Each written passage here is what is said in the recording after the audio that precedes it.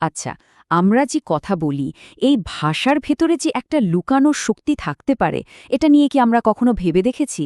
মানে, যদি এমন হয় যে আমাদের মুখের কথাগুলো শুধুই যোগাযোগের জন্য না, বরং এগুলোই আমাদের চারপাশের এই জগৎটা তৈরি করছে? চলুন তো, আজকে ভাষার এই অবিশ্বাস্য শক্তিটা কি একটু খুঁজে বের করা যাক। তো একদম মূল প্রশ্নটা দিয়েই শুরু করা যাক। এটা কি আসলেই সম্ভব যে কয়েকটা অক্ষর বা ধ্বনি মিলেই আমাদের এই বাস্তব দুনিয়াটাকে গড়ে তুলতে পারে?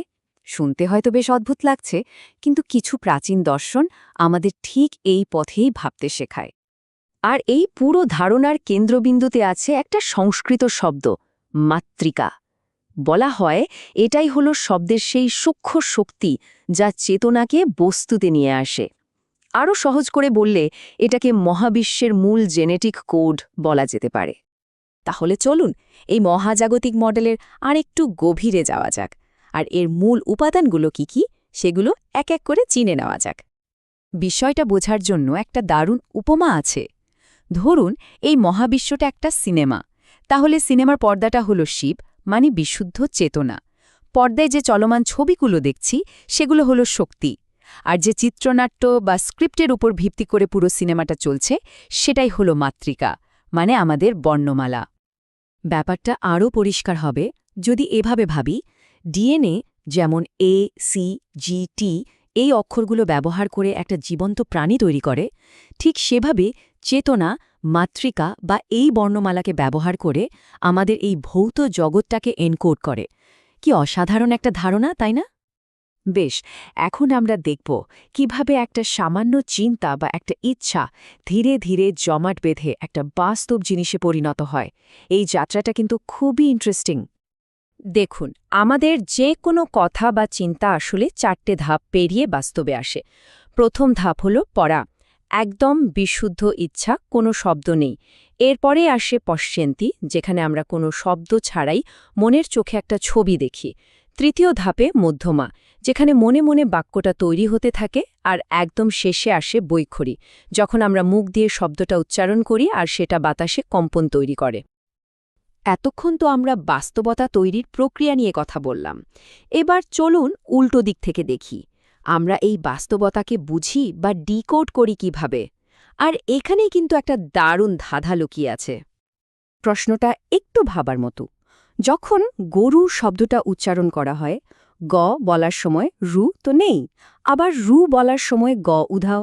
তাহলে এই যে ভাঙা ভাঙা আলাদা আলাদা ধ্বনি, এগুলো থেকে আমাদের মনে একটা আস্ত গরুর ছবি তৈরি হয় কি করে? পঞ্চম শতাব্দীর দার্শনিক ভর্তৃহরি এই অসাধারণ ধাঁধারই সমাধান দিয়েছিলেন। ভর্তৃহারির মতে কথার আসলে দুটো স্তর আছে। প্রথমটা হলো ধ্বনি, মানে শব্দের কম্পন, যা আমরা কানে শুনি। এটা অনেকটা ডেটার মতো, যা সময়ের সাথে সাথে হারিয়ে যায়। কিন্তু আসল খেলাটা হলো দ্বিতীয় স্তরে, যার নাম স্ফোট, মানে অর্থের সেই তাৎক্ষণিক ঝলক বা উপলব্ধি। সোজা কথায় ধ্বনি হলো বাহক মাত্র, আসল জিনিসটা হলো স্ফোট। আর এই উপলব্ধিটাই হলো স্ফোট। ব্যাপারটা এমন যেন এক মুহূর্তে পুরো অর্থটা আমাদের চেতনার মধ্যে বিস্ফোরিত হলো। এটা কোনো ধারাবাহিক প্রক্রিয়া না, এটা যেন বিদ্যুতের একটা ঝলক। একটা চমৎকার উপমা দিলে বিষয়টা আরও পরিষ্কার হবে। ভাবুন, একটা অন্ধকার ঘরে ফ্ল্যাশলাইট দিয়ে একটা ছবির অংশ বিশেষ দেখা হচ্ছে। প্রথমে হয়তো নাক, তারপর চোখ, তারপর ঠোঁট। এই খণ্ড খণ্ড দেখাটা হলো ধ্বনি।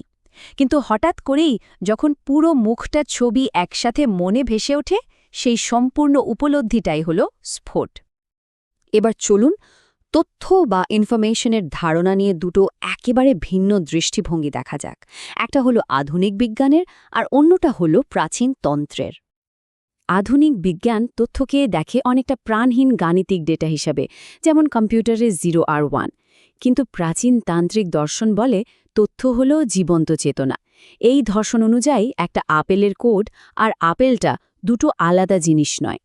কোডটাই ধীরে ধীরে আপেল হয়ে ওঠে, অর্থাৎ এখানে মানচিত্রটাই হলো আসল অঞ্চল। সবচেয়ে অবাক করার মতো ব্যাপার কি জানেন? হাজার হাজার বছরের পুরনো এই দর্শনের সাথে আধুনিক কোয়ান্টাম ফিজিক্সের অনেক গভীর মিল পাওয়া যায়। চলুন দেখি কিভাবে এই দুটো জগৎ একে অপরের সাথে হাত মেলায়। কোয়ান্টাম ফিজিক্স আমাদের বলে পর্যবেক্ষণের ফলে সম্ভাবনার একটা তরঙ্গ একটা নির্দিষ্ট কণায় পরিণত হয়। ঠিক একইভাবে মাতৃকার দর্শন অনুযায়ী শব্দ বা তথ্য প্রয়োগ করার মাধ্যমে অসীম শক্তি একটা নির্দিষ্ট রূপে জমাট বাঁধে। তার মানে দুটো ক্ষেত্রেই কিন্তু তথ্য বা পর্যবেক্ষণ সম্ভাবনার জগৎ থেকে বাস্তবতাকে জন্ম দিচ্ছে। এই দুটো তত্ত্বকে যদি পাশাপাশি রেখে তুলনা করা হয় তাহলে একটা অসাধারণ সাদৃশ্য দেখা যায়। যেমন মাতৃকা দর্শনে যেটাকে শক্তি বলা হচ্ছে, কোয়ান্টাম তত্ত্বে সেটাই হলো কোয়ান্টাম ভ্যাকুয়াম।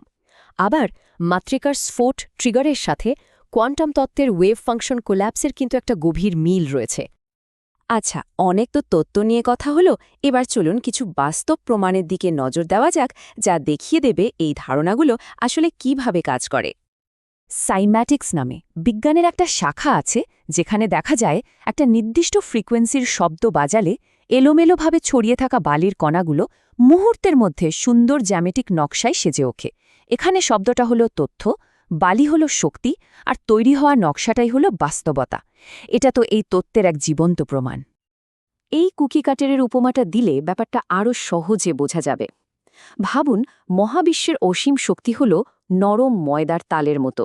মাতৃকা বা তথ্য হল সেই কুকি কাটার, যা ওই ময়দার তালকে একটা নির্দিষ্ট আকার দেয়। আর চূড়ান্ত ফল অর্থাৎ কুকি, সেটাই হলো আমাদের চোখের সামনের বাস্তব বস্তু। সুতরাং পুরো আলোচনার সারমর্ম কিন্তু এই সহজ সমীকরণেই প্রকাশ করা যায়। শক্তি আর তথ্য, এই দুটো মিলেই বাস্তবতা তৈরি হয়। এটাই হলো মূল সূত্র। কিন্তু সবচেয়ে গুরুত্বপূর্ণ ব্যাপারটা হলো এই সমীকরণের যে তথ্য অংশটা, সেটা আসে আমাদের মন এবং কথা থেকে। এর মানে কি দাঁড়ালো?